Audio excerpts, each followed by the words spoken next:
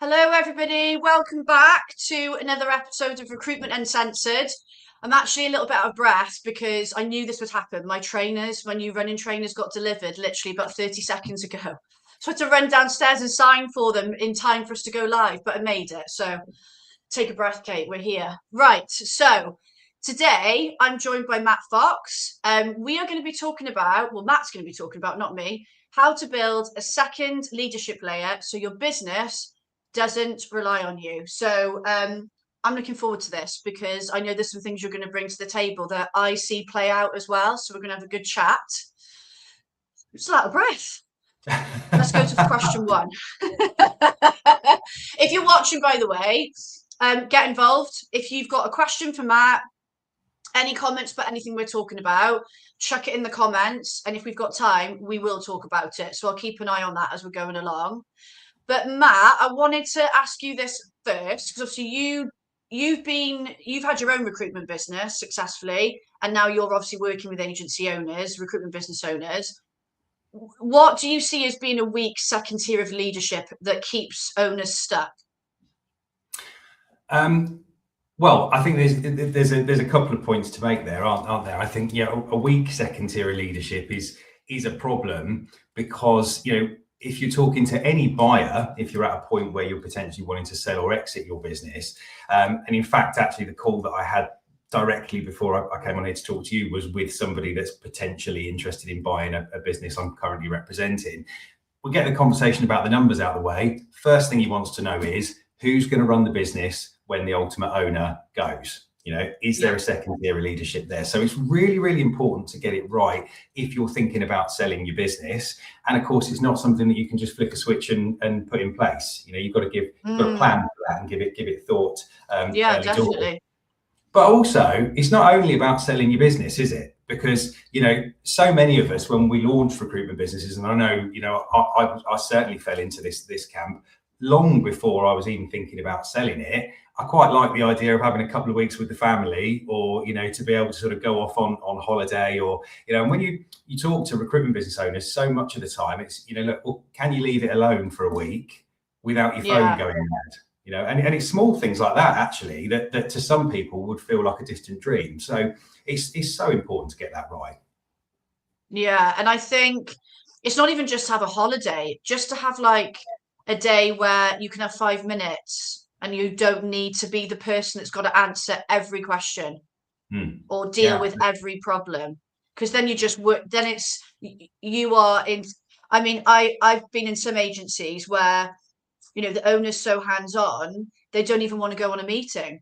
Because if they're out of the office, they're worried about, well, what's going to happen when I'm not there? Yeah, totally. There's a lot of recruitment businesses out there where the owners are, well, control freaks. So there's a bit of that in all of us, isn't there, actually? But in some business, you've got some setups where people don't even feel like they can agree a fee without checking it out or authorizing it. And I think that's a journey that most of us as recruitment business owners go on, because if you think about I suppose the demographic of the average person that sets up a recruitment business, they're normally someone that's been a really, really good biller in a previous life. They've run a really good desk, they've been really successful, and then if you think, right, I can do this better on my own, I'm going to launch my own business. But what's made them really successful?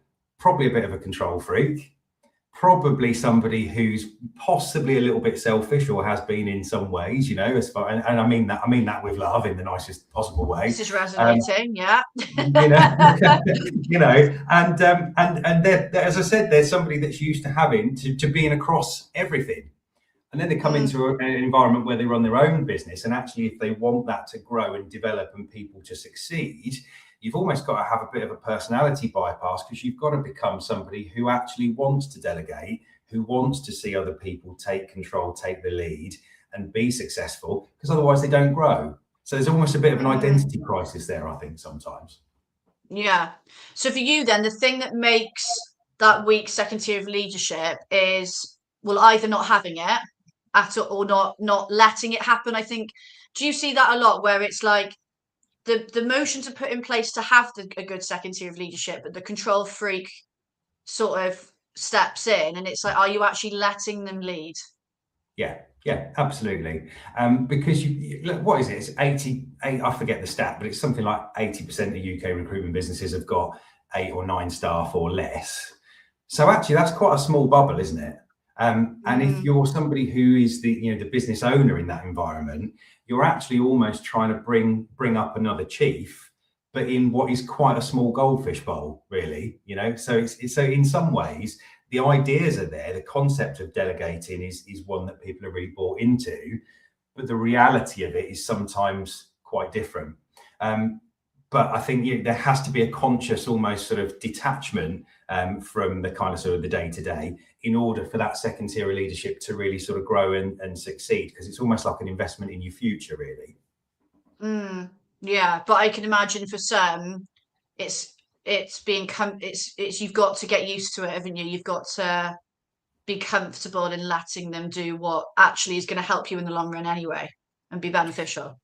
Yeah, I think so. But it's also, isn't it? It's accepting the fact that actually other people might not do that thing in exactly the same way that you would, but they might well come out of it with quite a successful result in the end. And that's a So it's a maybe, scary, yeah, better. And that is quite a scary feeling for a lot of leaders, I think, isn't it, to almost let go. yeah, 100%.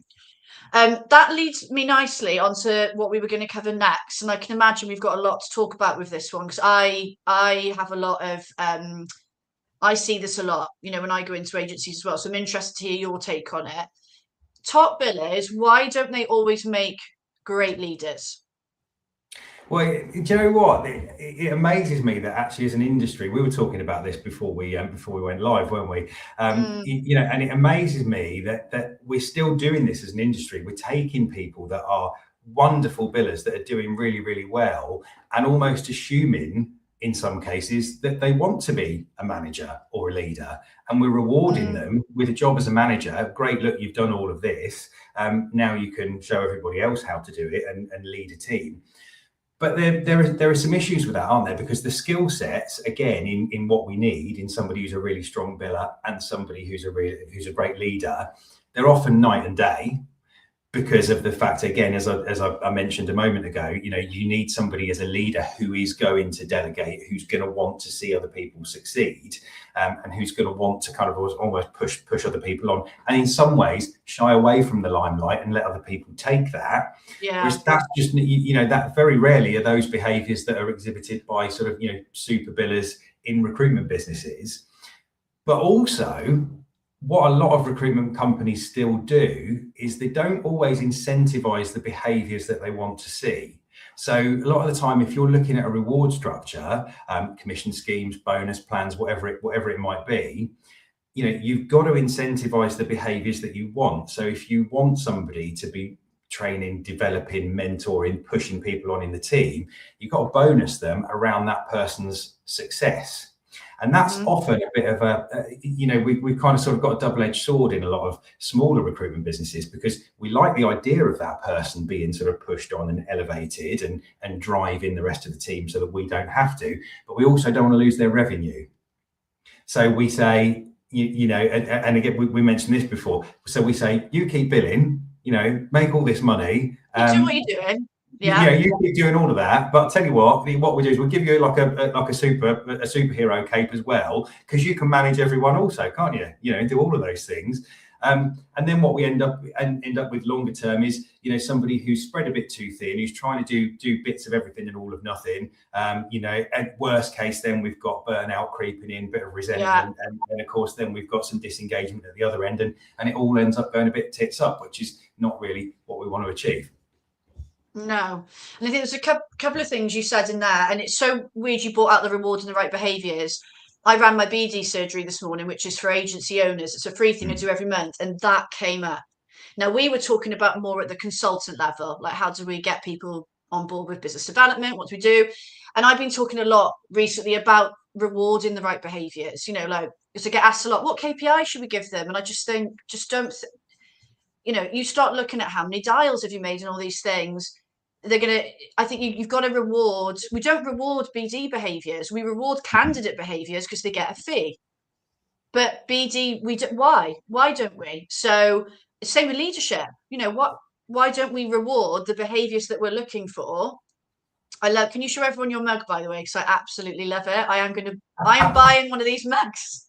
High Rocks Wanker. I don't know where it came from. Actually, I got given that at Christmas by one of my mates. But yeah, I'm going to buy it for myself. We're both High Rock Wankers, aren't we? So yeah. But yeah, it's about rewarding the right behaviours. And again, something you said there about like, do they even want to be a manager? Like, I did, but I didn't know what it fucking meant. I wish somebody had said, like, "Hey, right, let me give you a rundown of what what this is actually going to look like what we're expecting from you, what you should be doing." I just wanted the job title. I just wanted to say, like, yeah, I manage somebody, like I wanted but I still wanted to bail and make money. That was my priority. If I knew the reality of it, I probably would have gone, can I do something else? Like, can I have a sides promo or something like that, not an up promotion. So I think that's important. What you've raised there is, do they actually want to do it, but also do they know the reality of what it's going to involve? And also you've got this thing, and find me a recruitment business where the top biller is earning less than the manager, because you're not going to, if you look at the financial model. And so actually, I think transparency is absolutely key here, because people have got to do that for the right reasons. And actually, what you've just mentioned, absolutely bang on. I remember when I moved into my first job as a manager, the manager got a parking space. It was a high street agency, and there was a parking space underneath the building, and I thought that was amazing. What I mean? and such was my level of naivety. And I absolutely love, to this day, I speak to the guy that launched that business. He's fantastic. Andy Couts, if you're listening. But I worked in a business where I was allowed to make mistakes and didn't get sacked for them, and that's how I learn. But my skill set wasn't right to be a manager at all, and I didn't really know what was involved in it. But I thought I've always been conditioned to think, well, there's an opportunity there, so I'll take it. And that's it. But I think, as a recruitment industry, we could probably see a lot more success when we're making these transitions with people. Actually, if we really kind of sort of calculated that and analysed it a bit and worked really hard on kind of sort of addressing that skills gap in a way. Yeah. And I think, like you just said, commercially, you've got a top biller that's making your business. Not only are they making themselves a lot of money, which they're going to be loving life about, but they're making your business a shit ton. Commercially, when you think about it, it doesn't make sense to distract them from that said goal. Let them crack on, as long as they're happy. If they want a promotion of some sort, it might be about working out how that works and are they suitable for what they want to do. But if they're happy doing that, who else have you got in the team? They might not be the top bidder, but like you said, if they've got the right behaviours, and would they want to do something like that? And actually, could you get more out of them in that sort of role? And if they're great at leading and motivating and getting the best out of people, you could get even more money, because the top biller is the top biller, but everyone else starts making more money. Agreed. It makes sense, but it's not easy to get to that point. I totally get that. You get sort of dragged along, don't you? Something you've mentioned there, Kate, actually, that I would come back on, is you've mentioned, if you've got somebody in the business that wants a promotion, that wants to be doing something else, something I think is so important there, because look, I've made mistakes as far as this is concerned, and I think a lot of people have. You've got somebody in your business that you really rate, and you think, do you know what? I don't want to be without you because you're really good at X, Y, Z, whatever it might be, generating revenue, whatever is your measurable for that person, client service, account management, whatever. And you think, I know you want more, and I don't want to lose you, but actually you're not right for that particular role, or you don't want that particular role. So I'll just give you a fancy title. I'm going to make something up for you. I'm going to invent a job, and we're going to move you into a role as, let's say, sales director, because that's what you want to do. And what you're doing is you're making very difficult to reverse changes to your business to accommodate one person and ultimately their ego at this point, probably, that you're playing a part in growing and developing that ego here.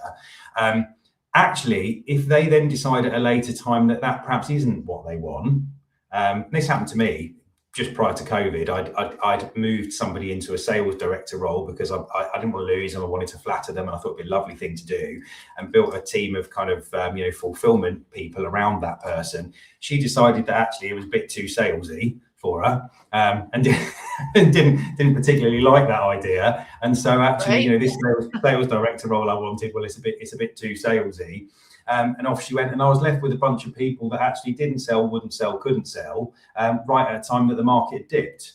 Now that's a nightmare, and it was one of my own making, because I was doing that for all the reasons that I thought were right, but actually I ended up with a real problem. So I would just caution that by saying, if somebody wants a promotion, great, but you've got to make sure it works for the business first, as opposed to sort of vanity reasons and to keep people happy. Yeah, I'm going to ask you a sub question on that, and this is coming from my own personal experience, because this is the reason why I ended up leaving my old employer and moving and setting up on my own, because I wanted to do something different, and there wasn't an option for me to do something different, and I like to be challenged, and I just was like, oh God, I need to go and feed this hunger sort of thing. What do you do if you've got somebody that wants some sort of a promotion to do something different? You don't want to lose them, but then you've also got to think business wise, like, is this like what can we do? What's the best way to approach it? Well, I think it depends on the person, and it depends on their skills, doesn't it? But I think if you've got somebody who's saying to, well, the first thing in any recruitment business is if you've got somebody who comes along to you and says, right, listen, I love business development, I love the sales, let me at it. Cold calling, that's exactly what I want to do. I was going to say no to that. You know what I mean? This is it. You're probably going to see the pig flying past the window or whatever. But you're going to embrace that, aren't you? No one's going to say no. But I just think you've got to really kind of sort of look at almost sort of go into this with almost a bit of a pessimistic attitude in some ways. In that, well, actually, if the wheels fall off this, what am I left with? Because it's almost like getting married, isn't it? When you're going into that whole situation, it's all sort of shits and giggles, and everybody thinks this is all wonderful and marvelous. But actually, you've got to look at this and think to yourself that if this goes wrong, if it doesn't work out how I think it's going to, or if this person that we are now making front and central, doesn't stick with this role, what am I left with? And actually, that might be a case of just factoring into how you recruit in that team, that actually everybody in that business has got some kind of business development involved in their role. It might be in support of your front runner.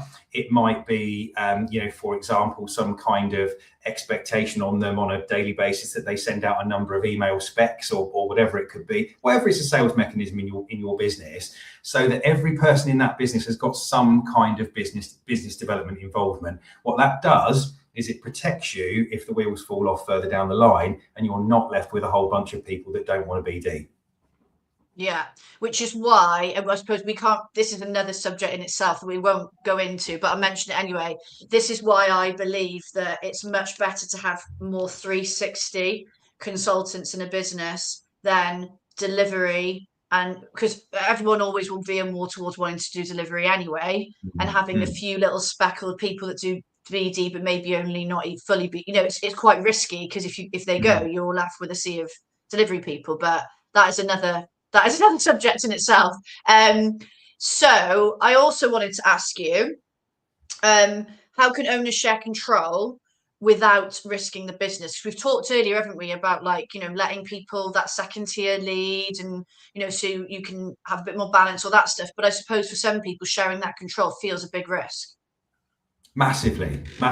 And I can relate to that. It does. If you've got once you've worked out who your second tier of leadership is going to be, and you've started to elevate them, then you've kind of got to treat them like a leader. You've got to arm them. You've got to equip them with the data, with the analysis, with almost the guts of the business, so that they understand and they've got more insight on what they're leading. But there is a risk to that, because if you think about what most of our teams have got, it's a 6-month restrictive covenant. Don't talk to our clients, don't talk to our candidates, and that's pretty much the best that we can do. So I think there are a lot of things that you can do as a business owner that are going to give you some comfort around that. Yes, you're going to be sharing information. You don't need to necessarily share full sets of accounts or disclose what dividends you're paying yourself or anything along those lines. That's not where you necessarily need to go with this. But certainly, you're probably going to want to share a global view of client spend information. Certainly, if you're going to want that person to be focusing on lapsed clients, on reactivations, on looking at how many times we've been out to visit those clients. So you do. I think you need to think about protection here. Now, again, when we come through to selling, or if you're not selling, if you're going to retain the business, it's really in your interests to consider gifting a little bit of equity. If you've got somebody that you've identified in your business, it really is worth thinking about giving them a little bit of it. It doesn't need to be loads, but if you do that, it's got a number of advantages. Firstly, those people really do feel like they've got a seat at the table. They do have a vested interest. They are going to benefit financially from any event that you might go through. And this is a very key difference to a share option scheme or EMI, because you're actually giving that person ownership today, which might well feel like a bold step. But the advantages to the business of this is that obviously that then becomes a separate relationship with the business. It's a shareholder relationship. So you can ask them to commit to a shareholders agreement that will be able to contain, much more robust restrictions, non-competes, I'm not a solicitor, but there's plenty out there that can give you legal advice. I must say that. But certainly in my shareholders agreements, I had 18 months as a non-compete, and at one point that was legally tested, so it held water, and that's wonderful because actually, you don't hoodwink people into that. You've got to be very clear about it and disclose exactly what they're getting themselves into. But the rewards are significant, and those people that were in my business when I sold benefited massively financially as a result, but it meant that I had that protection and that comfort, and I was happy to share and be completely transparent, because I knew that if the sun went in and it started to rain, they weren't going to run off down the road to the competition with all of my data, and that's really important. Yeah, it's the data, isn't it, that's so precious. Like, you hear the horror stories, don't you, of like where it's gone wrong. But no, I never thought of it like that. Like, I suppose if they've got a shared interest then, haven't they? And that in itself, like, I know if I think back to what I was like, if I'd have been offered that as well as, being in that second tier leadership, I would have felt like such a boost. That would be so motivating for me to like been given that opportunity. It would have felt, it almost feels like partly a promotion in itself, doesn't it? To be like on the board sort of thing and part of the bigger decisions. That could be a huge incentive for people as well, couldn't it? It certainly is, especially if you've got somebody that's grown up in another recruitment business and has worked with you now for a few years, because what they'll see is a real difference. Because a lot of businesses don't treat people like that. They don't give people that, that kind of, that seat at the table, really. If you've got somebody that started with you as a trainee and has only known working in your business, they won't necessarily understand what a massive deal that is. But it's great for the individual and for the business. But there's so much other stuff that you can do there as well. The EMI share option schemes, that's a slightly less bold approach, but that gives people a little bit more of a vested interest, if you like. You're not going to get away with a shareholders agreement on that basis, though. So you will just be left with whatever standard restrictions you've got in your employment contract. But then it comes around to also protecting the business as well in the event that the worst does happen. So, if you've got seed data in your CRM system, if you've been out and bought a few domain names yourself for random companies, ABD Advice Limited or .com or whatever, and stuck that in your database. That way, if anyone nicks your data, starts mail shotting to it, and you get emails to the domain that you own that's auto forwarded onto your Gmail, then it's open and shut as far as a legal situation is concerned, because that domain doesn't actually exist in public. It could only have come from your database. So, like, so much stuff that you can do as a to almost protect your business. But certainly focusing on second tier leadership, for me, the equity piece, the shareholders agreements, the EMI options, the communication with people as well, getting them on your journey and making sure that they're clear on what this could mean for them. It's so important. That's big, I think. To do that. Yeah, and actually, that's what lets some agencies down, is poor communication. as well, Mm. or not enough vulnerability with the communication. Just being transparent about things actually can benefit, instead of sort of hiding what I think they hide. They sometimes hide things to the best, what they think is the best intentions, Mm. but then people don't feel informed or part of something, and then it ends up, people might, obviously extreme people might leave, but people then become disengaged, don't they? Yeah, yeah, they do. And actually, there's a number of ways of looking at that. I think when I very first started thinking about selling my business, I was actually, quite panicky about anybody finding out that that was in my mind, because I thought, people will leave, people will talk, there'll be uncertainty, Mm. and actually that's just another stress that as a business owner you take to bed with you, that you really don't need to. To be fair, you can do without that. I look at one of my clients, which was PE backed. Well, everyone in the business knew. Everybody in that business knew that they were on a cycle, that the business would ultimately be sold at some point, probably, between 3 and 5, probably more like 4. Everybody was headed towards that. Everybody was aligned, and a lot of people had some skin in the game, and potentially a share option based payout as well. Didn't cause a problem for them, actually, because everybody was expecting that was the case. So when you look at that, what it does is it gives people clarity on exactly, Mm. what journey they're on. So if you are thinking about, selling and exiting within a couple of years, 3 years, 4 years, tell everyone, get everyone used to it, get everybody focused on that goal, and talk to them about actually what their job might look like after that. Because it depends who you sell to. If you're Yeah. exiting to a bigger recruitment group, there's probably a load of advantages of that rather, to the people in your business. And if you talk to them about that, actually, no one shits themselves when the news comes out, and that's the Yeah. biggest side risk, isn't it? Yeah. No, definitely. I'm going to come back to you because I know you've got a top tip to share with everybody, but I'm just going to give you all a run through, anyone watching, of next guest, date, what we're going to be talking about. So I've got the lovely Michelle Flynn dealing with me, coming on as a guest. I can't speak properly Dealing with today. you. Coming on as my next guest. If any of you did her breathwork session at the Expo in Birmingham, by the way, it was absolutely amazing. Like, I loved it. But we're not doing breathwork, and when she comes on, we're going to be talking about ADHD. So how can we help ourselves? So if you think you've got it, you've been diagnosed, or you've got ADHD tendencies, but also how can you adapt for your team? There's more and more agencies and teams at the moment. You might be a leader yourself, where you've got people that have been diagnosed or whatever, and it's about how can we support, how can we help, but also how can you support yourself as well. So I'm excited for that. That will be the 4th of Feb, normal time, 12:30. So that'll be a really good one. I'm excited for that. So I'm going to now come to you for the top tip, Matt. Consider the skills gap. Give me a bit more info on this one.